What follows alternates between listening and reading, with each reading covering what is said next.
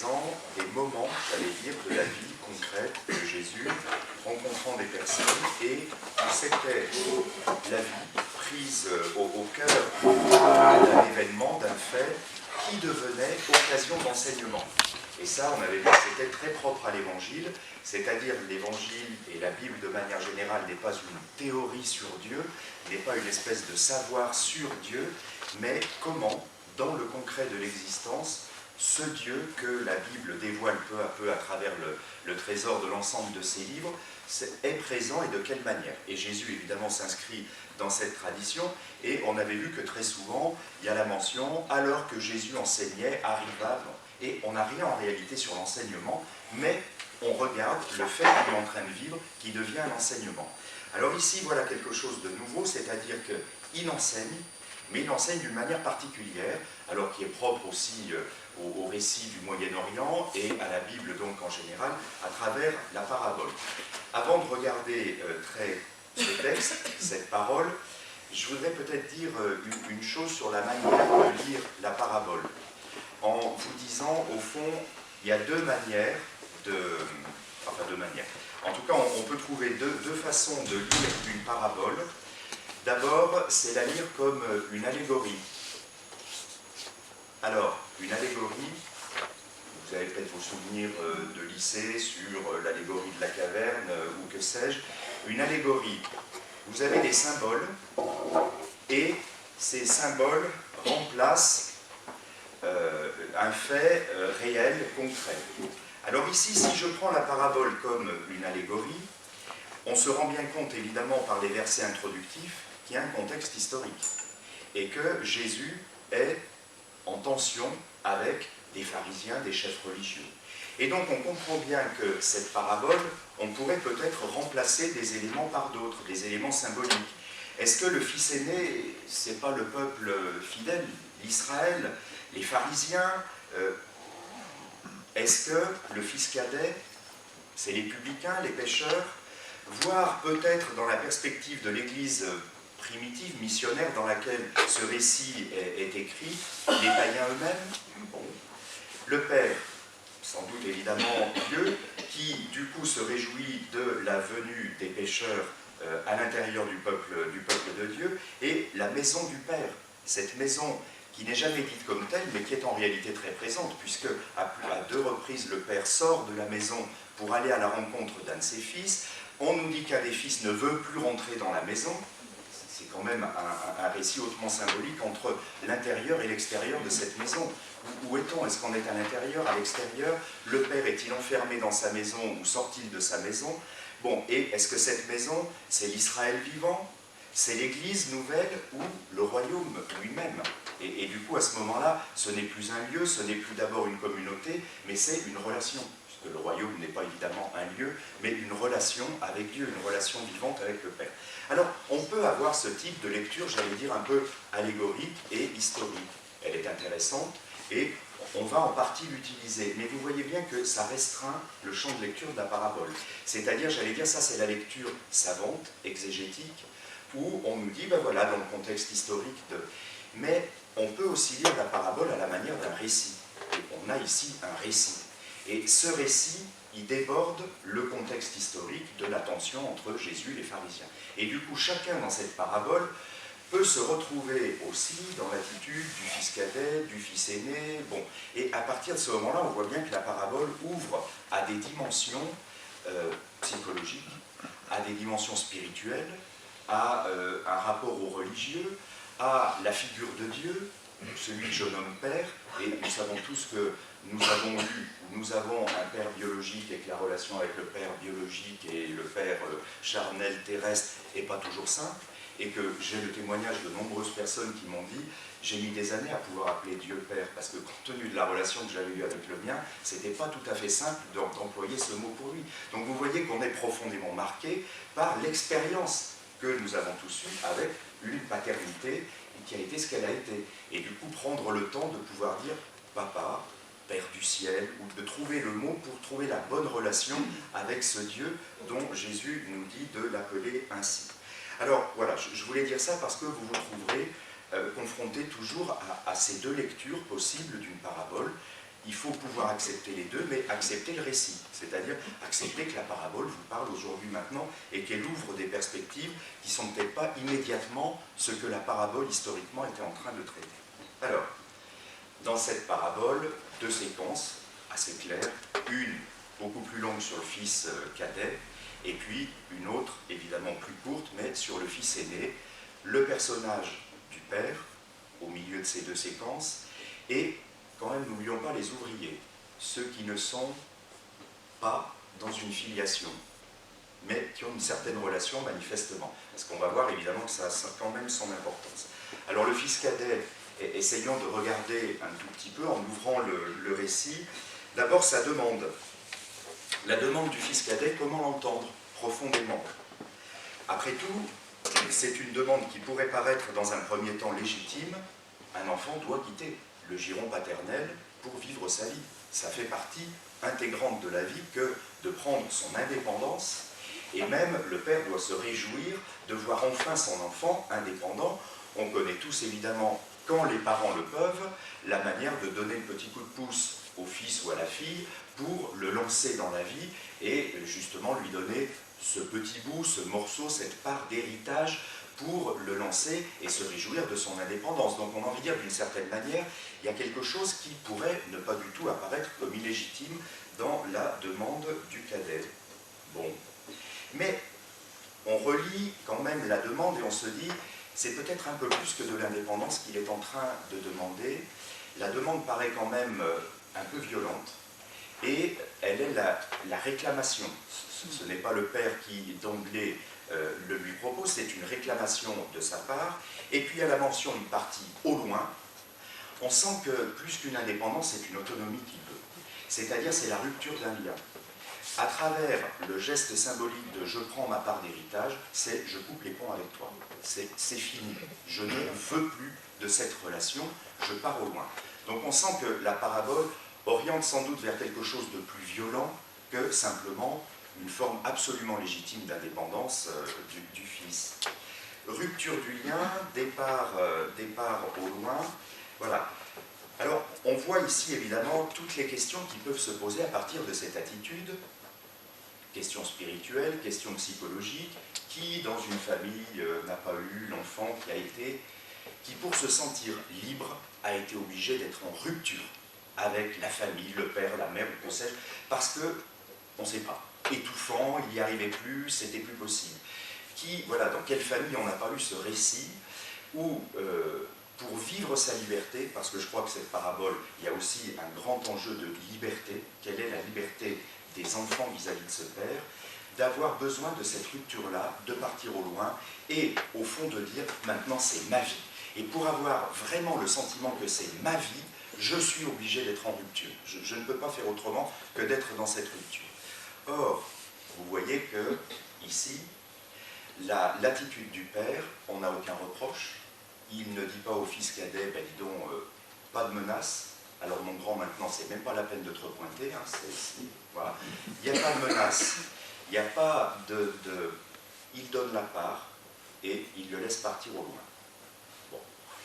Première interrogation sur qui est ce père de miséricorde, puisqu'on est tous bien d'accord que cette parabole, sa pointe est de nous orienter vers le père de miséricorde. Qui est ce père qui est capable de laisser partir dans cette liberté qui certes va sans doute mener cet enfant droit dans le mur et dans l'impasse. Qui d'entre nous n'a vécu vis-à-vis d'un enfant, vis-à-vis d'un proche, cette certitude que la décision qu'il était en train de prendre allait le mener tout droit dans le mur, mais où vous sentez que vous ne pouvez pas faire autrement que de le laisser faire, que ce n'est plus possible autrement.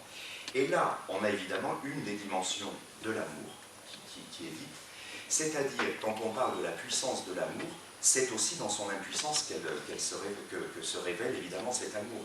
C'est de dire, je ne peux pas d'un côté dire à un être que je l'aime, et de l'autre le contraindre à rester avec moi.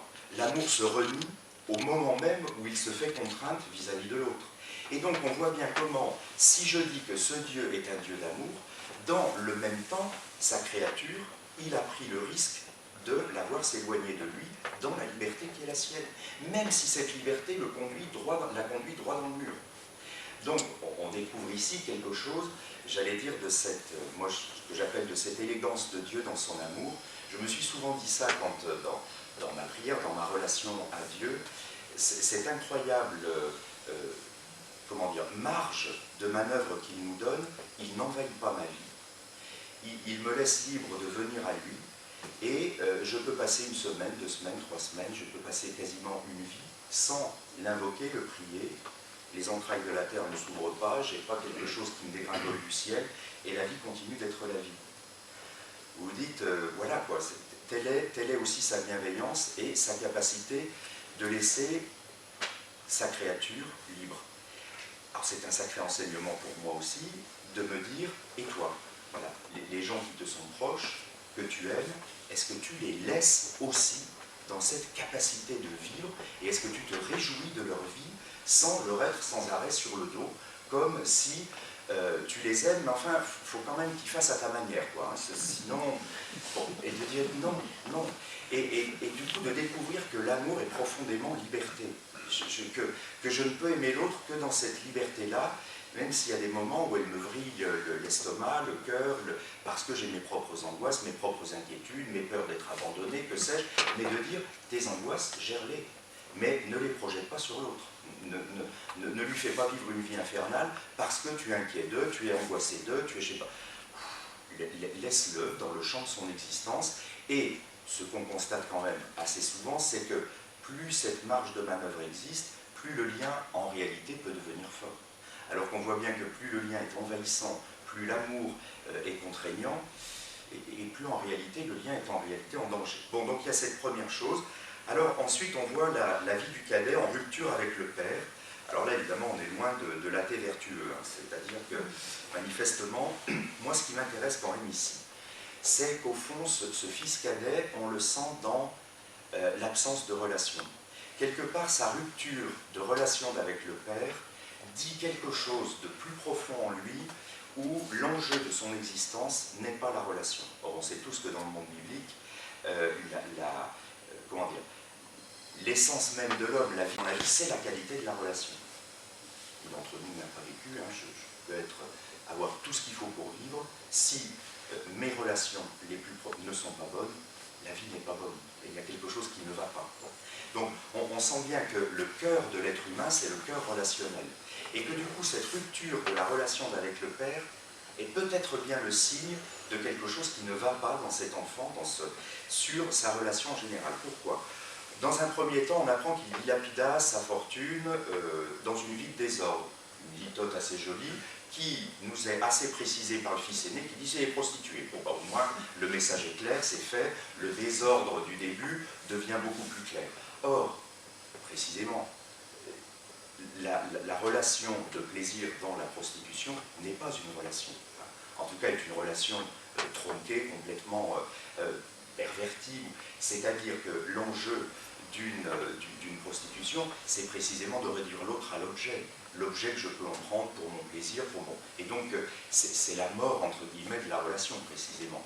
C'est bien ça l'enjeu de cette forme de relation. Donc on se dit, ah oui, quand même, c'est quand même un gosse où la relation, il y a quelque chose qui ne va pas en lui. Et puis on apprend que quand il est dans la faim, il y a la personne qui s'intéresse à lui. On se dit donc, il a réussi à créer aucune relation pour que, le jour venu, quand il est au fond du trou, une ou deux personnes s'intéressent quand même à lui autour de lui. Eh ben non, personne.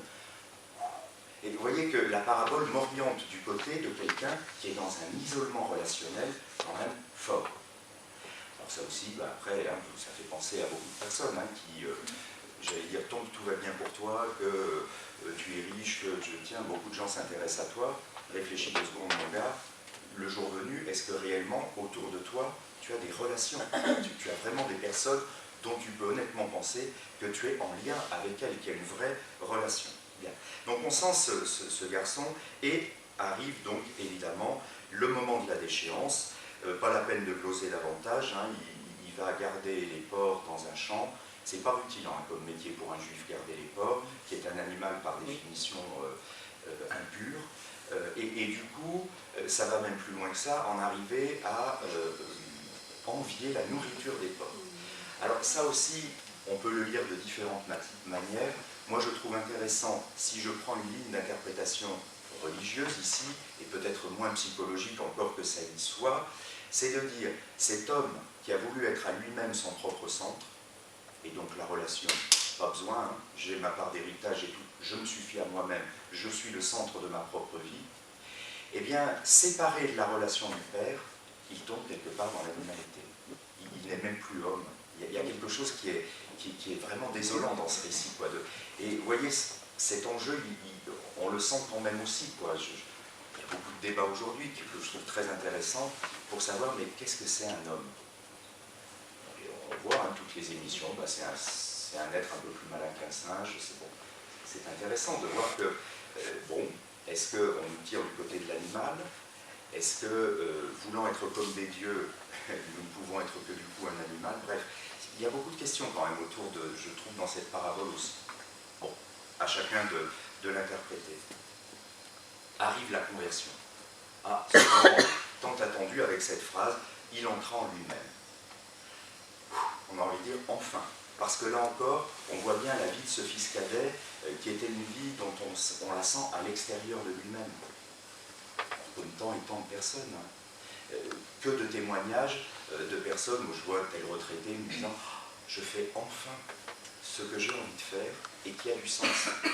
Toute une vie, j'ai été jeté dans le boulot à devoir marcher. » Bon.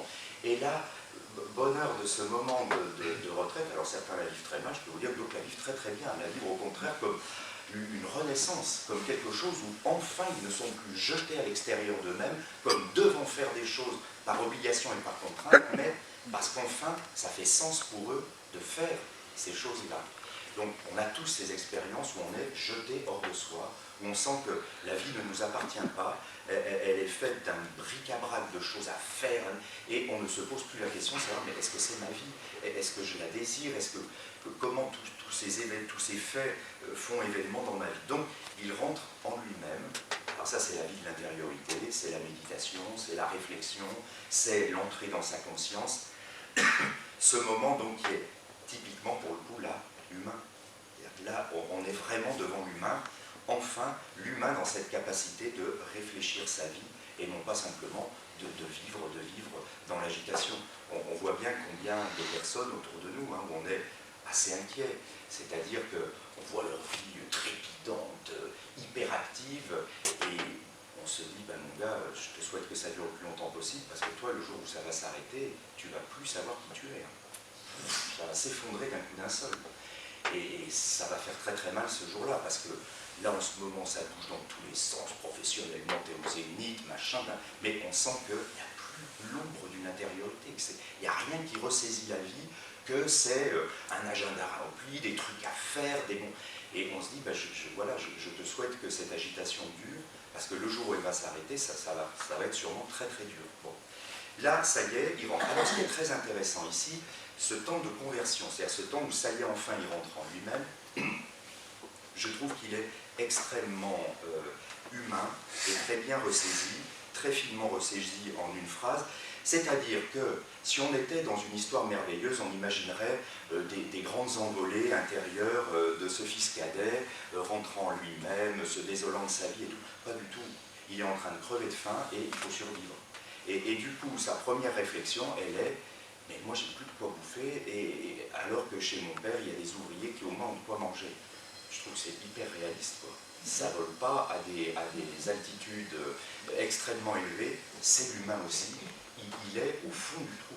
Et du coup, qu'est-ce qu'il va pouvoir faire? Alors, on voit bien ici que la parabole, au fond, pose une vraie question, mais y a-t-il une conversion réelle de ce fils? C'est-à-dire, quand il retourne chez son père, on se dit pour bouffer, quoi, pour avoir au moins de quoi vivre. Ensuite, on sent qu'il y a le compliment, je ne suis plus digne d'être appelé ton fils. Bon. Donc, il a au moins conscience qu'il a bien, bel et bien fait vivre une rupture de la filiation. Qu'en tout cas, s'il le dit, c'est que c'était bien ce qui était en jeu dans sa propre manière d'être. Puisqu'il retourne vers ce père en lui disant « Je ne suis plus digne, prends-moi comme un ouvrier ». Donc on sent bien que c'est sans doute ce qui a été porteur dans sa propre symbolique, s'il le dit. Mais c'est un compliment pour attendrir le vieux, ou c'est sincère? On ne sait pas trop. La parabole nous laisse sur une sacrée interrogation, Et je trouve que c'est très intéressant qu'elle ne décide pas, qu'elle ne fasse pas de ce fils cadet, j'allais dire, un gentil pécheur qui s'est vraiment converti et repenti. Parce que ça, c'est une histoire merveilleuse, et les pharisiens eux-mêmes, évidemment, acceptaient que des pécheurs repentis réintègrent la communauté. Ils ne sont quand même pas le cœur fermé à ce point-là. Donc c'est pas ça qui est en jeu dans cette parabole. C'est que Jésus va manger chez des pécheurs et des publicains. Pas des gentils pécheurs qui se sont convertis déjà et qui ont changé de vie et qui sont maintenant des gens qu'on peut tous montrer en disant, vous vous rendez compte, oh, avec la vie qu'il avait avant et regardez maintenant comme il s'est converti. Ça, bien sûr que ces histoires édifiantes, on a tous envie de les vivre et de les montrer. Il ne s'agit peut-être pas bien de ça dans la parabole.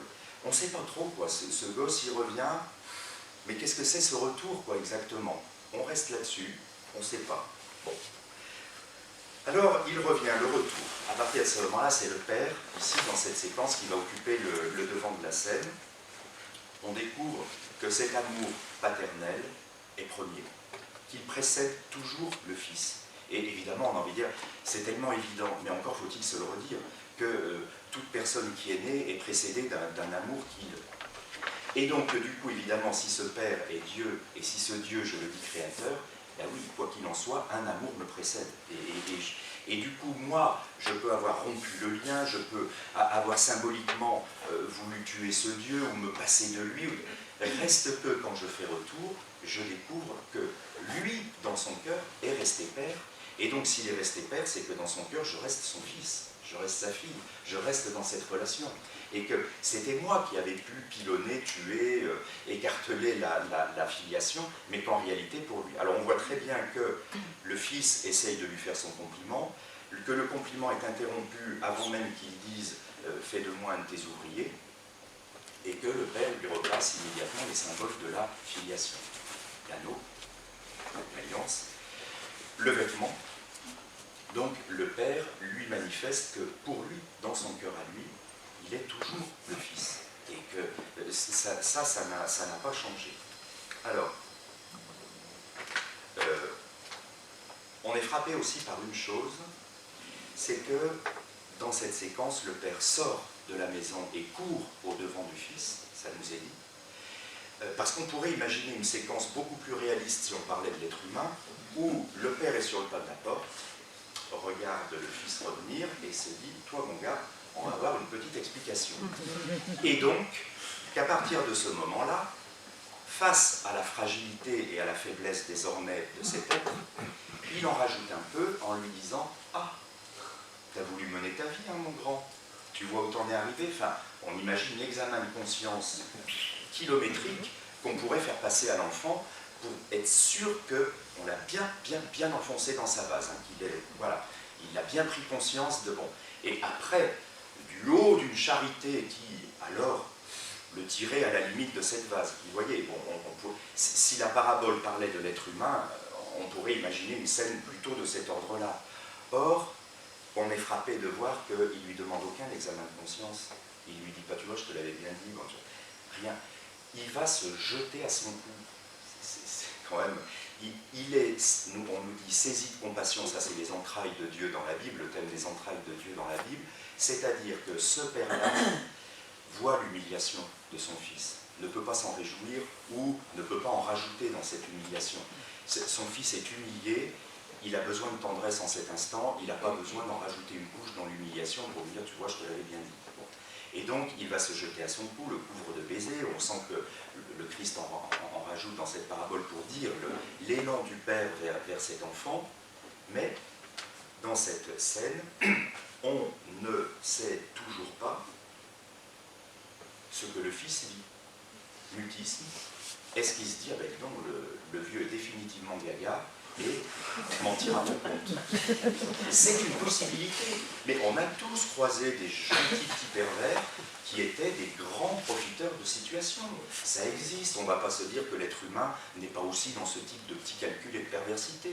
Bien sûr que si, il peut l'être. Et se dire, non, c'est bon, le vieux, il est encore plus ramolli que je pensais. Allez, maintenant je reviens, je vais profiter du total. C'est une possibilité. La parabole ne nous dit pas que c'est... Est-ce qu'enfin il va découvrir de quel amour il est aimé et que ça va changer son cœur? Peut-être. Vous voyez que ce qui est intéressant, c'est que la parabole laisse chacun sur sa propre interprétation et sa propre lecture de l'événement. Et quand je dis ça, je vous assure que j'ai eu les deux. Hein. J'ai eu des personnes qui réagissaient comme le fils aîné ensuite et qui disaient « Ouais, enfin c'est un peu facile. » Bon, oui, c'est un peu facile. On a envie de dire, en toute justice, il y a quand même quelque chose d'un peu facile ici. Bon, voilà. Le fils aîné, la séquence du fils aîné, qui est au champ, qui est hors de la maison du père, qui ne veut plus y entrer quand il apprend ce qui s'est passé avec le fils cadet. Alors ce qui est intéressant évidemment, c'est le vocabulaire du fils aîné, ordre, service, transgression. On sent l'univers mental du fils aîné.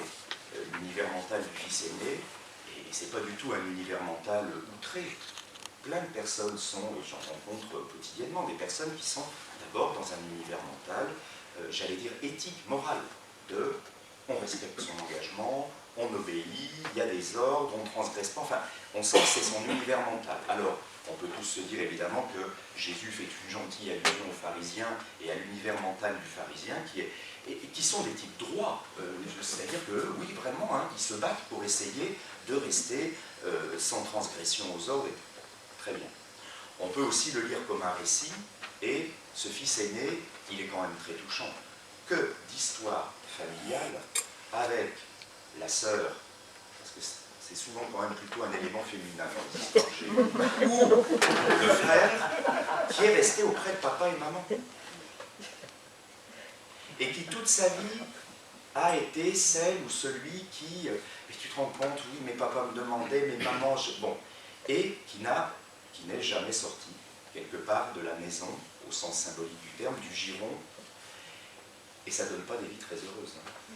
C'est-à-dire que la plupart du temps, quelle aigreur et quel reproche permanent à toute la fratrie qui, elle, a vécu sa vie. Elle est partie, bon, et oui, bah, tu vois, quand maman avait besoin de toi, tu n'étais pas là, et puis quand papa me dit, la fameuse sœur ou le fameux frère de la fratrie qui est en reproche permanent d'aigreur vis-à-vis du reste de la fratrie, et on a envie de dire, mais qui t'a obligé? Est-ce que c'est moi qui t'ai demandé de rester auprès de papa ou c'était un choix de ta vie? Et bien à ce moment-là, assume-le. Enfin, c'est-à-dire, qu'est-ce qui fait que Or, ton reproche permanent et ton aigreur manifestent que ce n'était pas un choix, donc que tu n'as pas vécu ta vie. Alors qu'est-ce qui se passe? Donc on voit bien aussi comment le récit parle, niveau psychologique, dans chacune de nos familles, dans chacune des fratries, entre le frère, le fils, le je sais pas quoi, très obéissant, très soumis, en apparence, mais est-ce une décision de sa part? Est-ce vraiment assumé? Le turbulent qui part au loin, dilapide, machin. Ce sont des histoires familiales éternelles qui sont devant nous dans cette parabole. Donc on voit bien comment on peut l'étendre. Alors ici, évidemment, il faut la reporter à une vie spirituelle aussi et se dire, mais devant Dieu, n'en est-il pas aussi de même au niveau spirituel, entre celui qui abandonne tout, qui part au loin, qui bon, et puis le reproche permanent du croyant face aux frères, aux fils, aux je sais pas quoi, aux deuils de la fratrie, en disant, voilà. Ou à l'inverse, le reproche permanent de celui qui est parti au loin, qui a jeté tout par-dessus bord, et qui vient se moquer, en quelque sorte, de celui qui continue d'être, lui, le croyant. Vous voyez que si je fais la projection au niveau spirituel, on est aussi dans des situations très concrètes de ce rapport à Dieu et de la relation qu'on entretient avec ce Dieu. Alors, on voit bien ici, donc, ce frère, ce fils aîné, ce frère, comment, là encore, la parabole nous laisse sur une indécision. On ne sait pas s'il va finalement rentrer dans la maison du Père. Mais le Père sort, là aussi, comme pour le fils cadet, pour le supplier, mais rentre. Et du coup, réaffirmer, lui, son attitude de Père, ton frère était mort. Il est revenu à la vie. Comment veux-tu qu'on ne se réjouisse pas? C'est pas possible. Eh bien, non, c'est pas possible. Et on comprend. Est-ce que c'est juste? Non, peut-être pas. À vue humaine, quelle est la justice de l'attitude du Père? Vous voyez, quand vous avez été le fifi ou la fifi obéissante, puis tous les jours, c'est quand même pour obéir, quoi. Et que tout d'un coup, vous voyez que alors celui qui était au loin, on va dire, bah alors, ça va, quoi. Moi aussi, hein, je sais faire, je vais aller, bon. Bah, tu sais faire, mais tu l'as pas fait. Bon, enfin, on a envie de dire aussi, c'est pas si simple que de dire, voilà. on reste sur cette indécision, et c'est très bien, parce que chacun de nous est du coup amené à lire ses propres paraboles dans l'horizon de compréhension qu'il en a, de sa propre vie, de ses relations intrafamiliales, de ses relations avec Dieu, d'où il en est de sa relation avec ce Père du ciel, comment le regarde-t-il? Alors on voit bien ici que l'enjeu est quand même bien de vie et de mort. La parabole ne conclut pas par un jugement, elle invite chacun à une décision personnelle. Mais désormais, avec cette parabole, si je rentre dans les pas de Jésus, je commence à mieux deviner qui est ce Père. Et du coup, il faut que je me situe devant ce Père. Et comment je suis, qui je suis, comment. Et vous voyez très bien, et je crois que c'est vrai à l'intérieur du monde catholique, mais c'est vrai à l'intérieur de la foi en général, je pense que plus de personnes qu'on le croit sont plus à l'aise avec le Dieu de rétribution qu'avec le Père de Jésus de Nazareth. Voilà. Parce qu'au moins le Père de rétribution, là il y a une justice, et une justice que je peux comprendre. La rétribution, on est tous d'accord, la justice de rétribution, c'est on punit le méchant, on récompense le juste. Ça c'est au moins une justice, on peut comprendre, c'est clair, c'est net. La figure du Dieu de rétribution, elle n'est absolument pas morte, et on ne voit pas comment elle pourrait mourir. C'est une demande profonde de l'être humain que cette justice. Et on voit bien comment d'autres traditions religieuses monothéistes se moquent de notre figure à nous, de ce Dieu qui apparaît si faible, qui apparaît si inconsistant dans cet amour, alors que c'est un Dieu, au moins c'est clair. Le jour venu, ça va ratatiner les méchants et en pagaille, et ça sera fait, et au moins, voilà. Et les justes, en revanche, chaleureux seront récompensés dans le paradis, dans un jardin de... Bon. Vous voyez bien que l'enjeu, il est quand même très très profond au niveau spirituel. C'est quelle est donc la représentation de ce Dieu que j'invoque? Eh bien, bienheureux celui qui a définitivement décidé. Bienheureux celui qui pourrait dire que jamais le Dieu de rétribution, en lui, ne réapparaît pour quand même exiger une justice. Bonne continuation de votre échange. Merci.